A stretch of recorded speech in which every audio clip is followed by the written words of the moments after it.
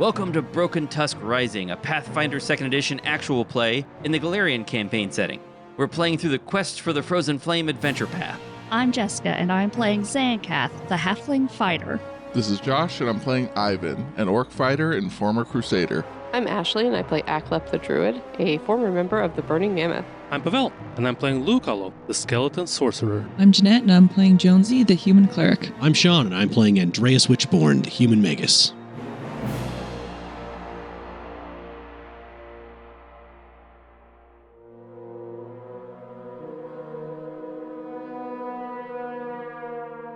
Last time on Broken Tusk Rising, the scouts bravely fought a group of Burning Mammoth thugs and defeated them, but at a terrible cost.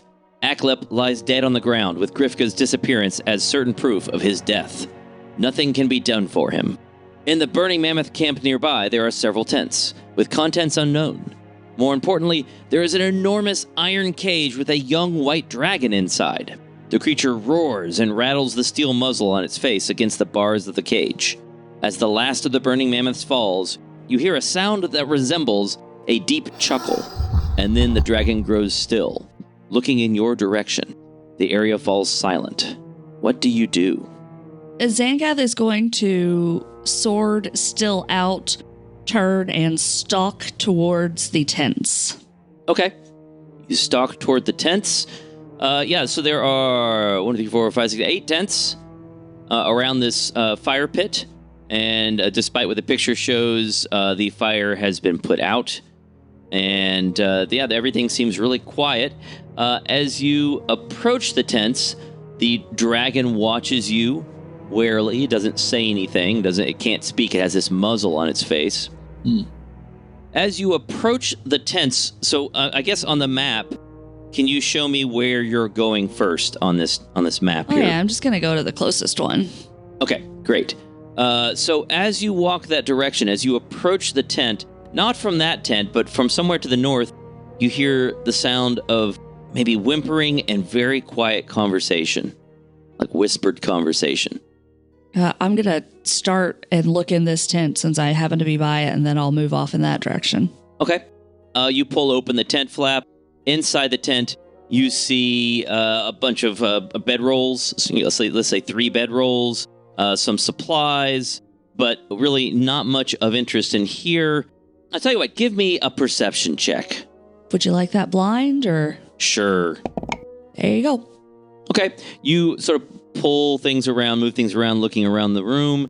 You find 2 potions. Okay. I assume they don't look like we've seen healing potions, so. Yeah, they don't look like healing potions. They look like something else. They're kind of cold to the touch. In that case, is anybody else doing anything while I do this? Yeah, is anybody else doing anything? I don't see Lou on the map. You might be under one of the dead bodies. Yeah, let me see here. Or he maybe just got rid of him. Let's see here. Where's Lou? This is how Mike can manage to get a TPK by just removing people. Oh. I was in a Grifka. It was Grifka's fault. It's always Grifka's fault. Are we really gonna, talk bad about the dead now? Come on. You can't say bad things about Grifka. Grifka's not. We don't know that Grifka's dead. Lou would never say anything about Aklep, but Grifka. All right. So, anybody else want to do anything? Lou, you are now visible on the map. Lou is just kneeling over Aklep. He would be crying if he had, tear ducts and eyes. Yeah. Sure. Yeah. Aklep is gone. Ivan, are you doing anything? Ivan will participate in the tent checking. It seems important to make sure that there are no more threats other than the caged dragon, and then move on.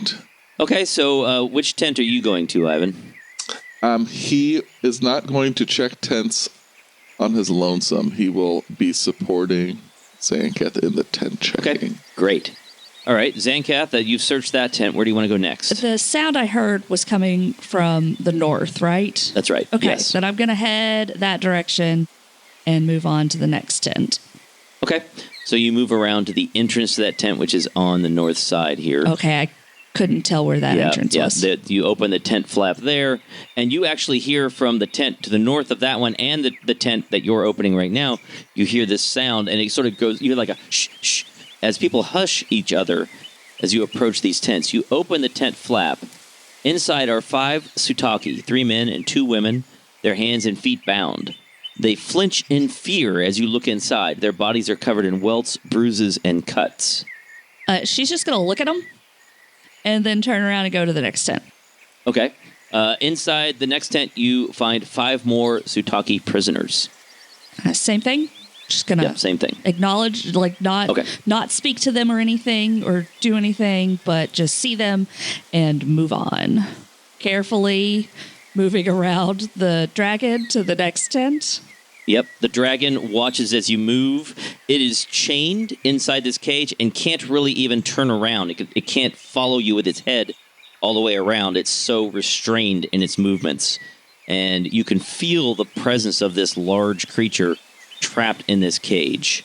You look inside this tent, opening the tent flap. There are another 5 Sutaki prisoners bound in here. So we're at 15 thus far, okay? Mm-hmm. Next tent. This tent is empty again, except for some sleeping rolls and some other supplies. Do you want to search this one? Yes. All right, give me another perception check. All right, you look around the tent, and you don't see much of interest in here. There's little bits of half-eaten food, but you find a strange lump of clay. Okay. Weird. Yeah, there's a strange lump of clay here. It's maybe a little bit shiny. There's something unusual about it. It just catches your attention. Okay. Next tent. Next tent. All right. Again, bedrolls, some supplies, nothing terribly exciting. You want to search this one? Give me a perception roll. Okay. Yeah, you search again, and you find 2 more potions. Same kind of look to them? Cold to the touch? These are different. These look different. Okay. Yeah, in fact, I wonder if there's a description. No, they don't describe the potion in any way. Well, that's great. Of course not. Listen, the authors have enough creativity to name 2 babies, and that's it. Yeah, it's one of the things I like about 5e is they describe what all the potions look like, right? So when you come across a familiar potion, or at least its description is familiar, you can say, oh, I know what this is, right? Yeah. Yeah, let's say that this one, if you look inside the potion bottle, you unstopper it, look inside, the liquid is sort of changing colors and shifting in an unnatural way. Okay. And then down to the next tent. Okay.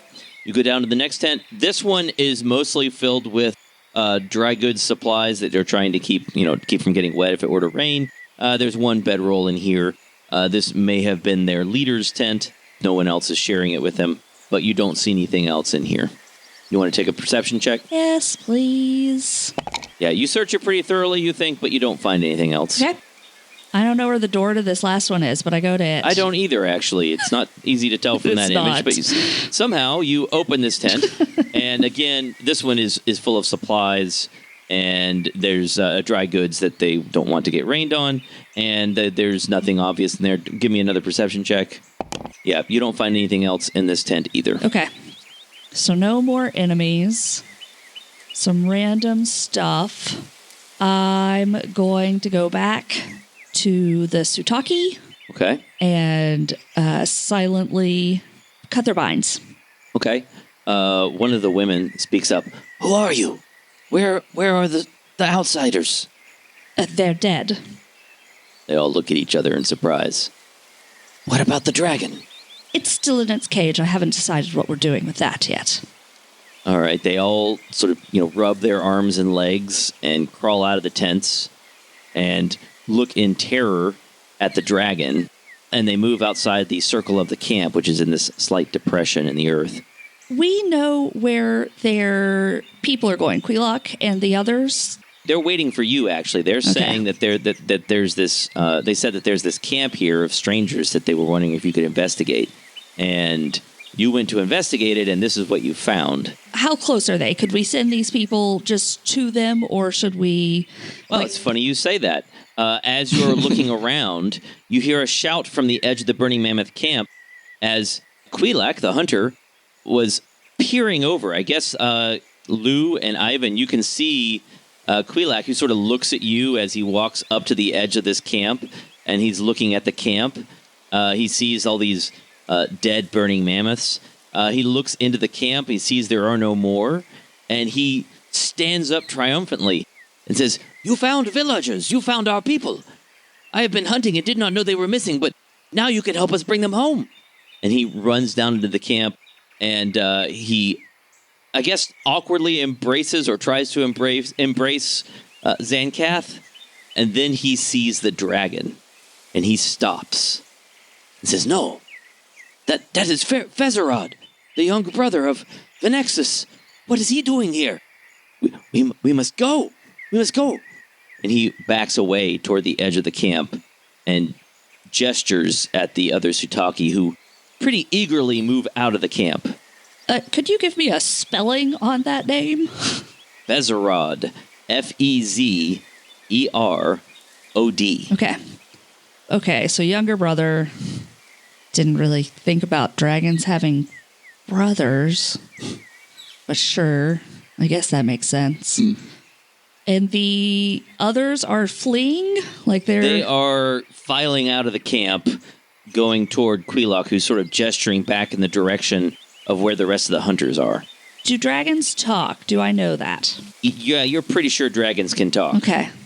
I've been running things for a minute. What's everybody else doing? I think Lou is still just kneeling over Aklep's body, but he's trying to kind of arrange him into a more peaceful sort of repose, I guess.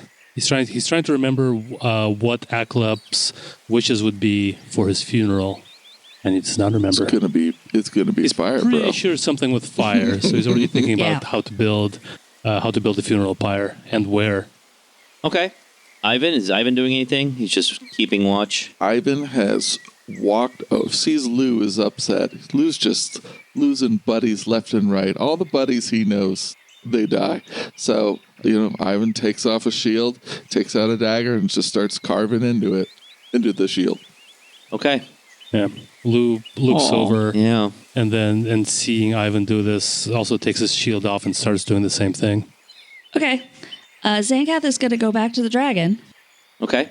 The dragon watches you. Oh, also, let me remind you one other thing. Yes, please. I know you're very busy, but let me remind you that there are all these burning mammoths that you can search as well. Oh, right. Well, then before I deal with the dragon, I'm going to search them. Okay. So you start searching the bodies. Let's see what you find there. You find 6 clubs. Meh. I know, exciting. Yeah. 7 slings. A whole lot of sling bullets. A short sword. Nothing special about it as far as you can tell. Yeah. A tanglefoot bag. And a minor healing potion. You also find on the body of Rayakar, their leader, you find a key. Oh, and the Cambion, the tiefling. I forgot about his inventory. You find a dagger, a staff, a spell book, and that's it. Okay. We know where that spell book's going. Yep. Okay, so I now have a key. Trying to decide how reckless Xankath is right now. I feel like pretty reckless. Is there a way to get the muzzle off? You're going to have to open this cage if you're going to release the muzzle or the chains on this dragon. Jessica thinks that's a terrible idea. Yeah, maybe we should talk to, what was his name, Quilak? Ask him for more information about what the relationship is between these two brothers. Venexus is female. Okay. Between these two siblings, then. You have to talk to the dragon and see if it's Ashley that talks for it, in which case it's good. Ashley doesn't talk for it. It's good. Bad. Okay, I'm going to say to the dragon, I'm going to open your cage, and I'm going to take off your muzzle. I would appreciate if you didn't try to eat me, or freeze me, or whatever the case might be. A puff of cold white mist comes out of the dragon's nostrils, and it releases a low rumble. and nods its head. Okay. I do that. I open the cage. Okay, you use the key to unlock the cage. The door swings open. It's a big, heavy door. It's big enough to let a dragon in or out. And the door swings open. There's this huge dragon. Well, large dragon mechanically.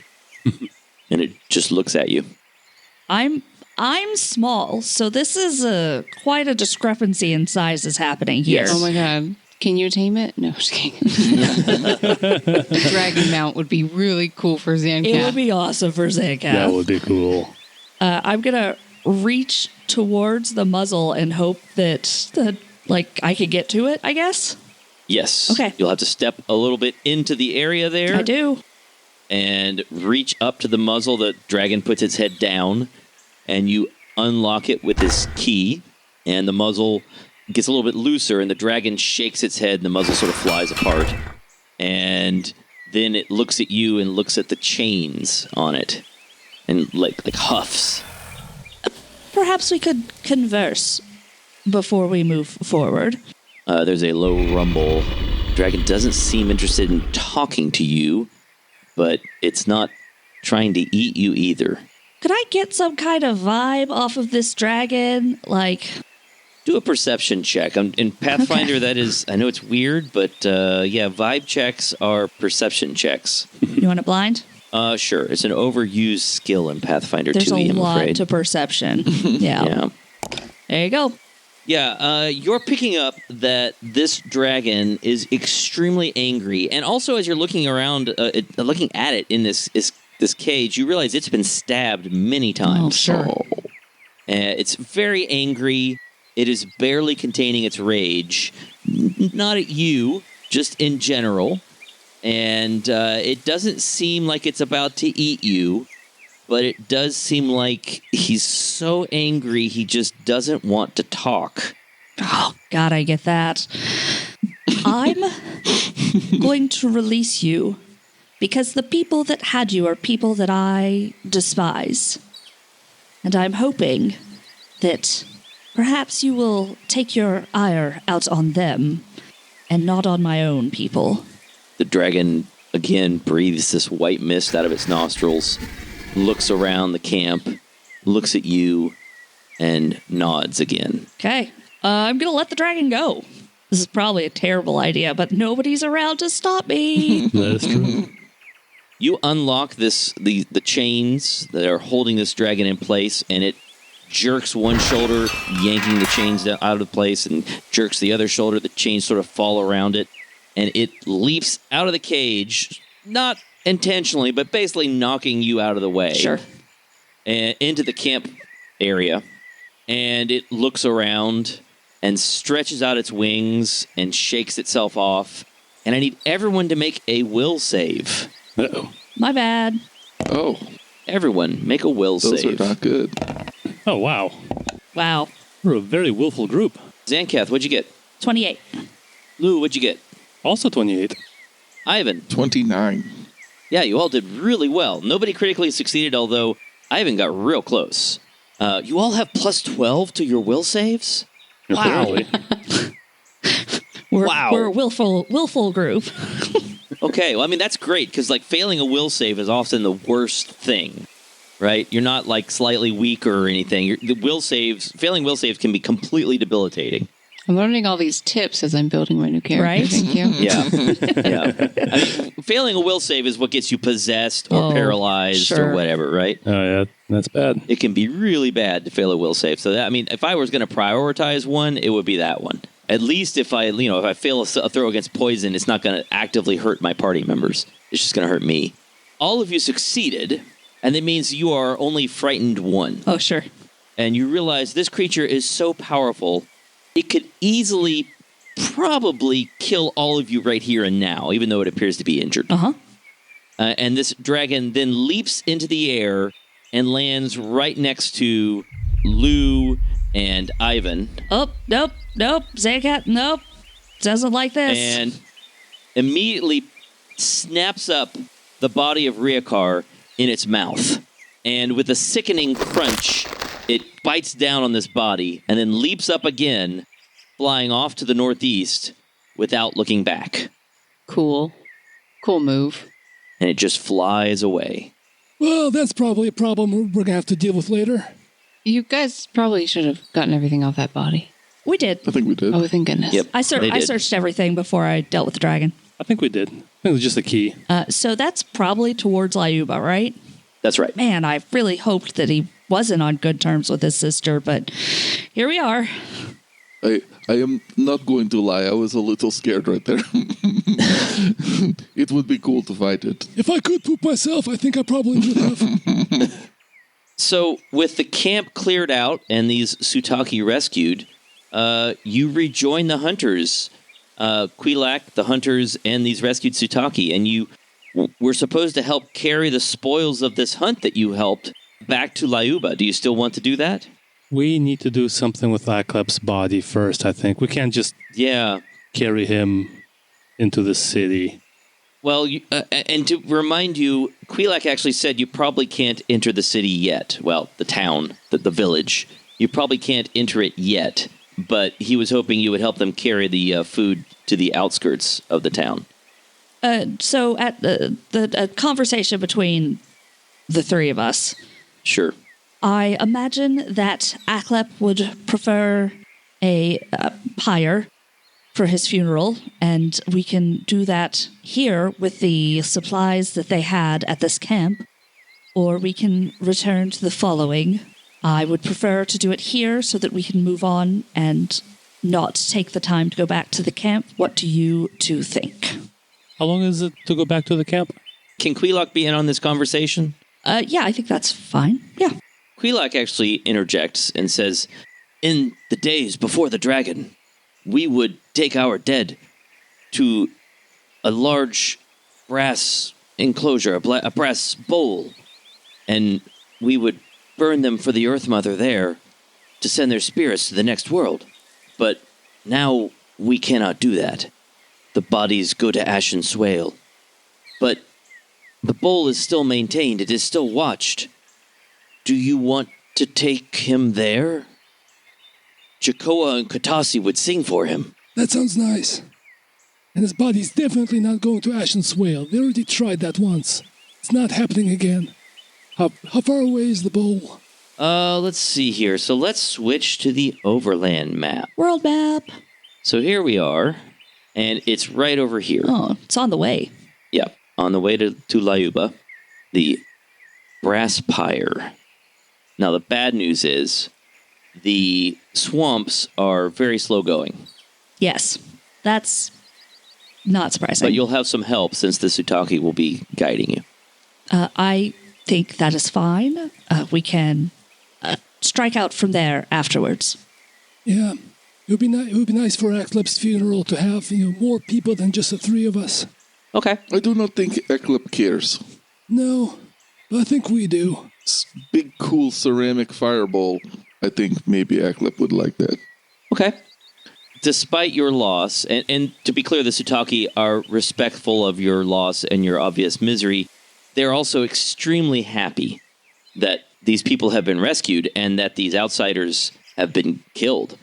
They seem to have mixed feelings about this dragon. They don't really have as negative an opinion about this younger brother dragon as they do about Venexis herself, but they don't seem terribly fond of him either. Sure.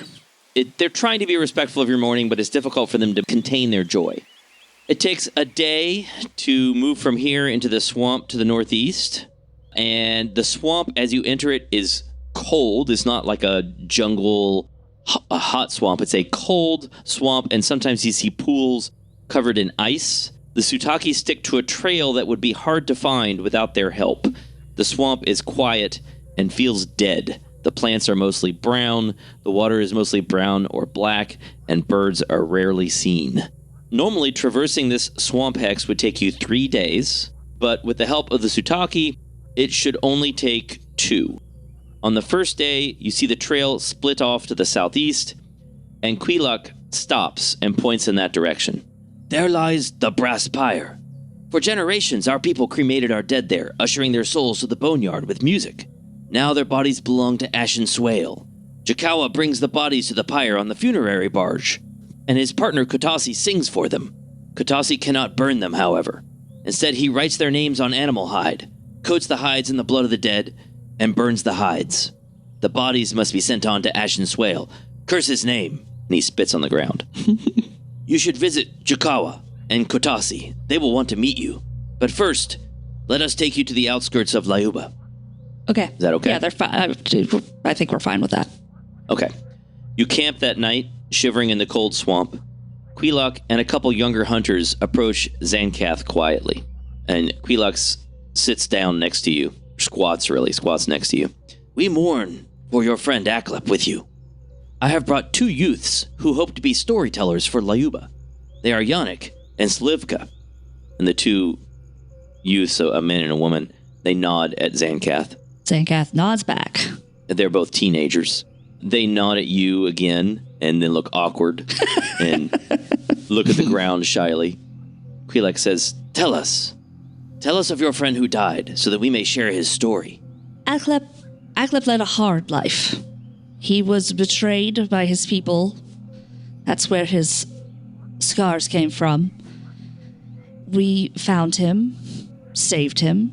He did his best then for our people. He became one of us, if not in name, in actual truth, and fought bravely for them against the people who betrayed him. And he was a good man. His scars, what caused those? A fire. They burned him? They burned him. Fire. It cannot be coincidence. We are so close. Perhaps it is time. The brass pyre. I think when you go there, we are not allowed to burn bodies, but perhaps it is time to begin that tradition again. Perhaps they will allow it. Tell them your story. And perhaps we can challenge Venexus and Ashen Swale and give your friend's spirit the proper send-off. His body will be burned, whether it's there or elsewhere.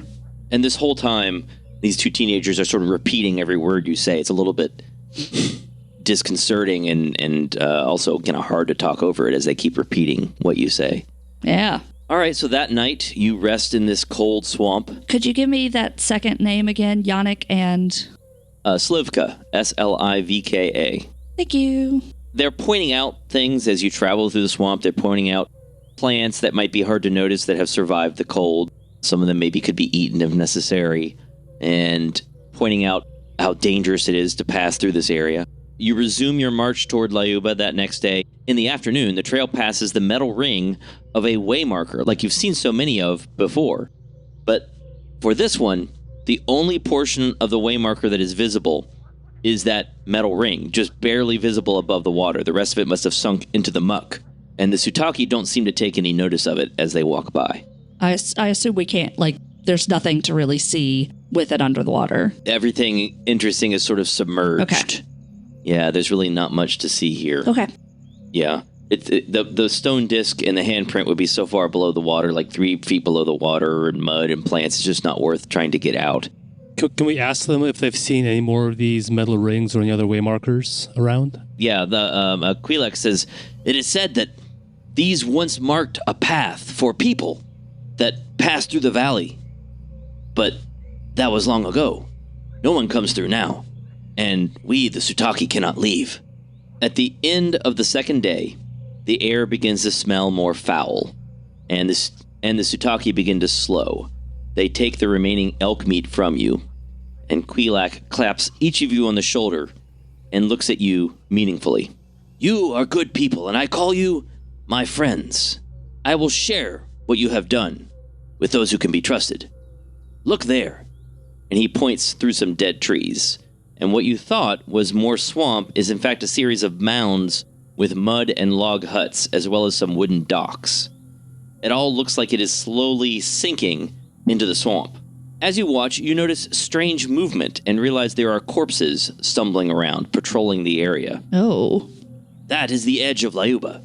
I will help them know you, but it will take time. Give us more great deeds, so that we may spread your tale wider. Go back down the trail to visit Jukawa and Kotasi, or go northwest. There in the plains to the northwest you will find a shrine to Venexus, where we are required to leave offerings. It would be a shame if something happened to it. Wink, wink. Further north of here, there is a fishing camp. And everywhere, all around us, the walking corpses of Ashen Swale. He spits again. Farewell, friends. I thank you for all you have done and all you will do. May the Blood Mother, the Earth Mother, the Mother of all, look after you, guiding you to the next cycle of life. Can we ask him if the corpses have a magical means of reporting what they see to Ashen Swale, or if they're just, off you go, kind of autonomous? He thinks they do seem to have some way of conveying some information to him, to Ashen Swale, although it seems to be kind of limited. It's good to know. They can get away with stuff, and the zombies or the skeletons might report that something happened, but they don't seem to be able to accurately convey exactly what happened in a way that lets Ashen Swale track down the people who did something. Does that make sense? Yes. So are you heading back down the trail? Or are you gonna sort of break off and head northwest? Or you could even go north if you wanted. No, I think Let's get the funeral taken care of. Yes. All right. So you trek back through the swamp. Without the Sutaki leading you, it is agonizingly slow. You must constantly probe the path ahead for grass-covered holes, enveloping mud, fragile ice, and other hazards that could twist an ankle or a knee. After a while, you enter an area where patches of mist hover over pools of still water, and you take that path that he pointed out off the main trail, heading south. Eventually, 2 wooden platforms emerge from the fog. Atop one platform sits a large brass bowl, 10 feet in diameter. On the second platform stands a wood house. Steps lead down from the platforms to a dock. A small barge at the dock holds decaying corpses. You don't hear anything or see any movement here. It's very quiet. Well, should we go knock on the door? I suppose so. They did say something about one of them transporting us to this brass bowl. Yeah, the brass bowl is like obvious. It's this giant metal bowl standing on top of this wooden platform. Okay, so you're walking up to the house? Gonna go up to the house. All right, you walk up to the house and the wood sort of creaks under your feet. And with that, you immediately hear some noise inside this house, someone moving around, and the door creaks open. And an older man sticks his head out. Hello? Who is there? Greetings. My name is Xankath. He looks down and sort of jumps back. Oh! Well, that's rude, but okay. We were sent here by... Wait, one moment, please. And the man shouts back into the house. Jakawa, we have visitors, new people, outsiders. And he leads another man out of the house by the hand. Both are covered in tattoos depicting constellations, but the first man wears loose robes, while the second wears furs and leathers. Both men are thin and wiry. Go on. Quilok sent... No, wait, I'm sorry. I am Kotasi, the soul singer. I should introduce myself. This is my partner Jakawa, the boatman. I apologize for the smell. We cannot do for the spirits of the dead as we should do, as we once did. But I see you carry your own burden of the dead. Please, go on. Quilok. Wait, no. Let us sit. Let us sit. Let us sit around the brass bowl. Yes, pillows. And he brings out some, well, they're not really pillows. They're like mats. Reed mats. And they lay out these mats. Xankath is doing that thing where, like, she's rubbing between her eyes. Like, you could tell she's developing a migraine from this already short interaction with these people. They sit down on these mats, and they gesture for you to sit, sort of on a side of the bowl so that you can all see each other. You can't really see around it. I sit. And does everybody sit? Yeah. Yeah. Sure. They look a little nervous about Lou, but you seem very comfortable with him. And they sit down, and Jakawa says, Now, my apologies. Tell us your tale. And with that, I'd like to hear how you summarize the story so far. Like to hear your recap. If you were to summarize the story so far, how would you do that for them? I'm so glad that Lou was not around from the very beginning. Xankath, which it has to be Xankath because nobody else here was around in the beginning. Xankath goes quiet for 30 seconds, a minute and a half. Like you can kind of see her playing over what has happened so far in her head as I try to remember so long ago. I'm now trying to remember how it all started. Like, we were just going... read the episode summaries. Right? Just one after the other? Just go right through them. We are part of a following, a group of people who have used to move through this land long ago, but have not in quite some time. We were making our annual pilgrimage as we moved across the land when we were set upon by another group called the Burning Mammoths. We used to be part of them and broke off some time ago, and they have become something different, something cruel and evil, and they were hunting us. So we fled in front of them, able to stay ahead and avoid their ire, but eventually we were chased to where we had no other option but to come into the valley. They attacked us. They created an avalanche behind us, blocking our exit from a valley, and we followed a cave into this area. And since then, we have been slowly attempting to find safety for our people, find a way through, which, as you can imagine, is quite difficult here. We've lost many in that time. He gestures at your friend, Aklep's body. Xankath nods. And now we will find a way out of this valley, one way or the other. He looks at Ivan and Lou, and then settles on Ivan. And you? What is your story? You are also with this following. No, not really. Since you asked, are you ready for this, buddy? my first memory, I am bundled in leathers. Oh, God. Looking up at... Okay, it starts there. The pacing is slow, and he's going on the very long form of this tale, and then he's starts to understand that no one's paying attention anymore. So he hits the fast pace. He's like, okay, nobody wants to listen to the Lord of the Rings right now. We need more epic, more fast-paced storytelling. So he goes a bit faster, and he fast forwards to when he was younger, being part of a very small contingent of Gorham Crusaders, because they didn't want to miss out. Not that Gorham really wanted to fight devils. Yeah. Just wants to fight anything. So he went with a small contingent of orc Gorham Crusaders.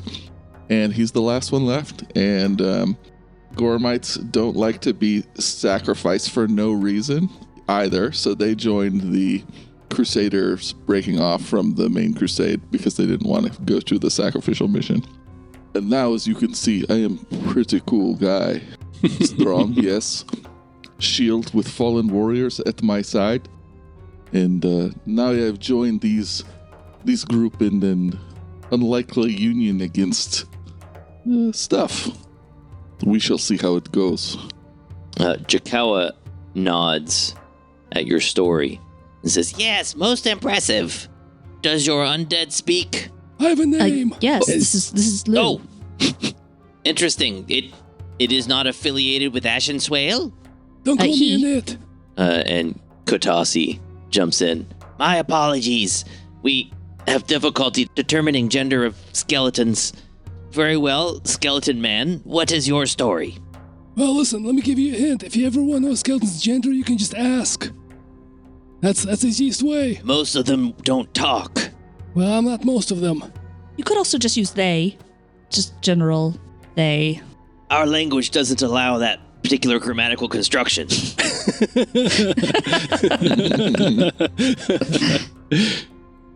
Okay, so I don't know where my story begins. I don't really know where the first part of it ended.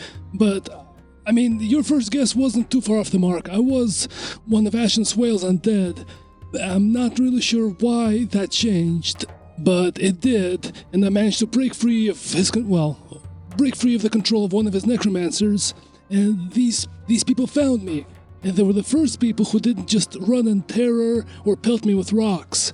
So, they're my friends, and I guess more like my family now. And what are you looking for? Your friends here are looking for a way out of the valley. Is that what you want? Well, I was looking for friends, and I found them now. So, at this point, I guess that part's done. But I still have more questions about where I came from, who I was, and... He puts his hand on the bag with the head in it. And there's... Actually, maybe there's something you can help me with. I don't have a lot of memories from before I was... And he gestures at himself. Before I was this, but sometimes things come through, and I mean, okay, you guys work with dead bodies, right? This isn't going to be too weird. He's going to pull out the box and open it and show him the head, the decapitated head that's inside the box.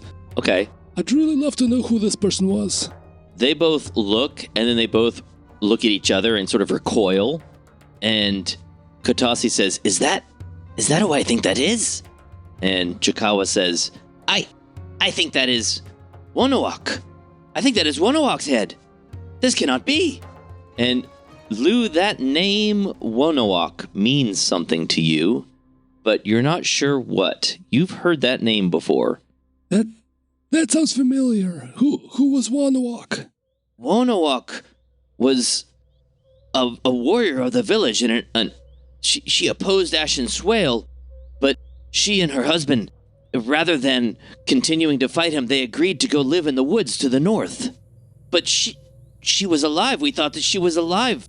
Ashen Swale said that he would leave them alone. Why would he leave them alone? Everything I've heard about him suggests that he wants control over everyone, along with the dragon. I do not know, but she and Luukallo, they went to the forest. She and who? She and Luukallo, they went to the forest. That was what we heard. Lou just sits down. I guess he's already sitting down. He just slumps. Oh. Was that her husband's name? Yes. Oh. Xankath is gonna lay her hand on Lou's bony shoulder. Yeah. Lou just hugs the box, and he can't cry, but you can see him start to shake as he's basically crying as best as he can. It has been years. We have not seen them, but we have not heard. This is terrible news. Well, yeah. Did you say that they were to the north, in woods to the north? Yes, there's a forest. There's a forest to the north. 4 or 5 days travel. Thank you. I think I would very much like to go to that forest. Yes, of course. Thank you for that information. It is, I don't think, what we expected. So, they look a little confused at your reaction to all this news. They sit in silence, and they look at each other for a while, and then Katasi nods. Yes, we will do it, but you must continue to help our people. Of course. It's in everyone's best interest. Are you ready? Xankath looks to the other two. Lou nods. Chikawa smiles. We will put your friend to the flames and sing for his spirit as we have not done for many years. The time for change has come. You have brought change with you. And Katasi says, Yes, but you must continue your tasks. I will give you 3. Further north in this swamp, there is a fishing camp. The fishers there have been attacked by a monstrous bat creature. Help them. In the plains to the northwest, a demon has driven moose feral. Another hunting party has already been dispatched to kill the demon, but you can help them. West of here, a hunter named Quilak leads a hunting party. Help them bring elk back to Liuba. Finally, we have heard of outsiders who have taken some of our people captive and have a camp near here. Find them and free our people. Could you tell me what the second one was again? The second one was that there is a demon that has driven moose feral in the plains to the northwest, near the river. So we've done that one too. Yep. So do you tell them that? Yeah, let me type first. Okay. Yeah, I think we got 3 out of 4 already knocked out. Yep. What's up, Ashley? But before we burn Aklep's body, can we get his stuff? Yeah, we will. Too late.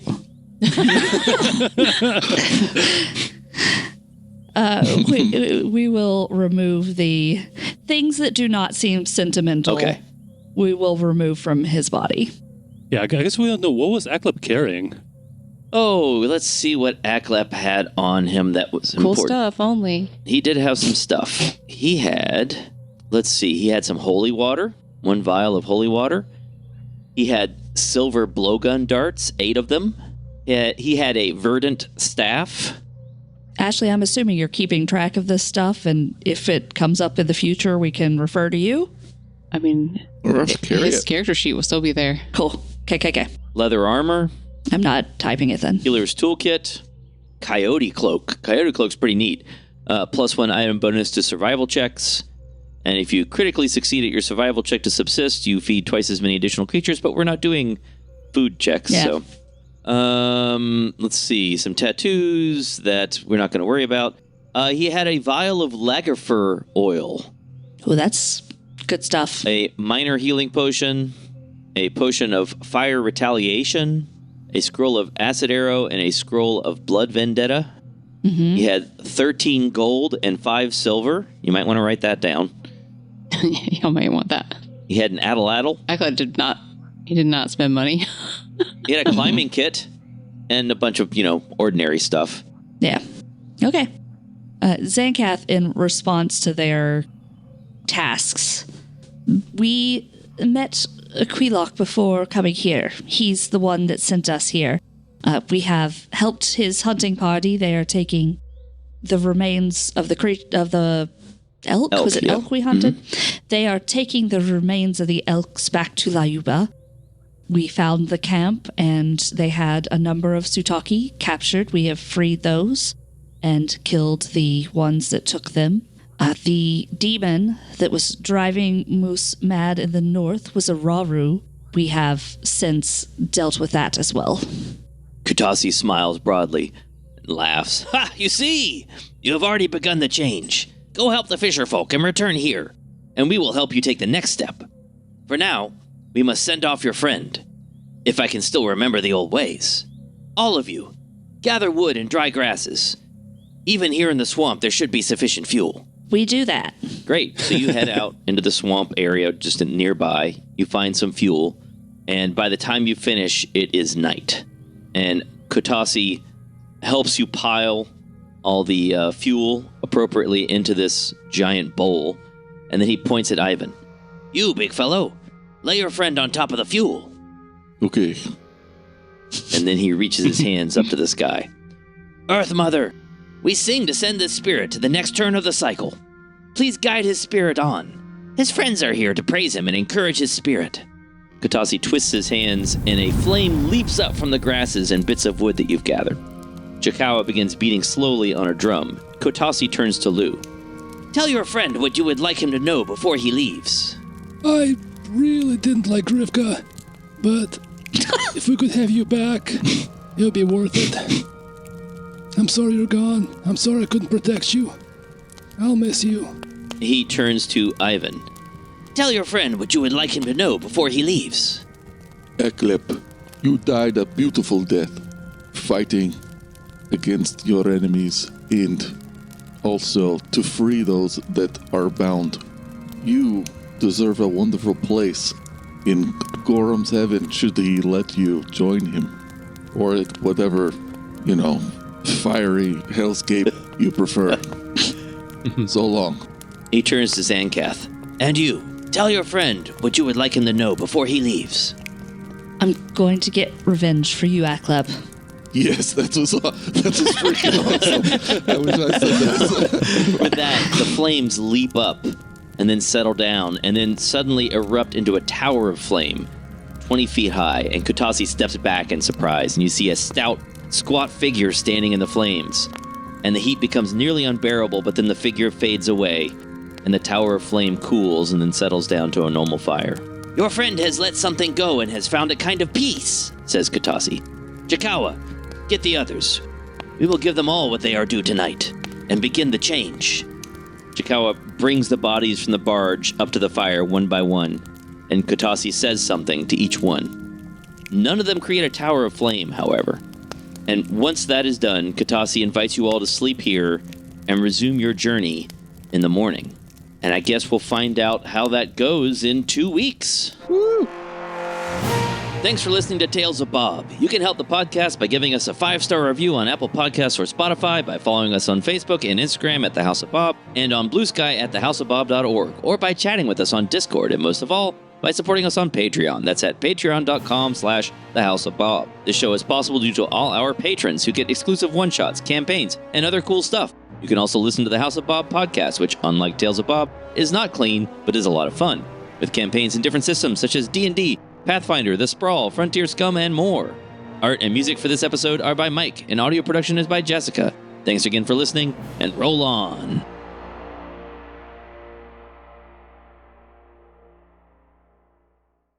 Unsatisfied. Right? I felt like, I'm like, should I be pushing the button now? That was so fast. I don't know what to do. All right, here's another one. 5, 4, 3, 2, 1. 5, 4, 3, 2, 1. Well, but now 1, it's 2, in the 3, 4, past, though, 5. so you have There's to, several you have different to count backwards now. Okay. Well, you guys pick the one you want. All right. There's several different countdowns there. You pick which one you like best, and we'll go with that. Ashley is here, but is not going to be participating much, except maybe to offer some commentary. She can tell us, how badly we're doing, whatever. I forgot what happened. See, you forgot what this happened? is why I was late. I'm emotionally distraught about this. Like to hear your recap. If you were to summarize the story so far, how would you do that for them? In song. In song. Song is not an acceptable answer. Man, it just keeps popping back up for you, doesn't it? You do one musical episode, just it never I'm dies. forever scarred. We're getting close to 100 episodes. We might as well just do it now.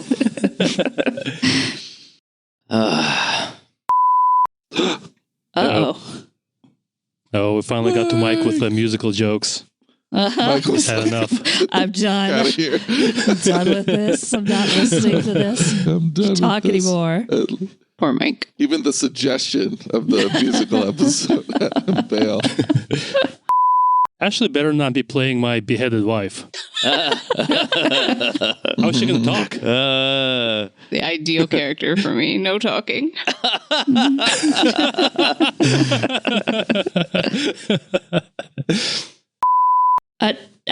Question first. Yeah. The stout squat figure in the flames, was that something we could recognize? It looked kind of Grifka-like.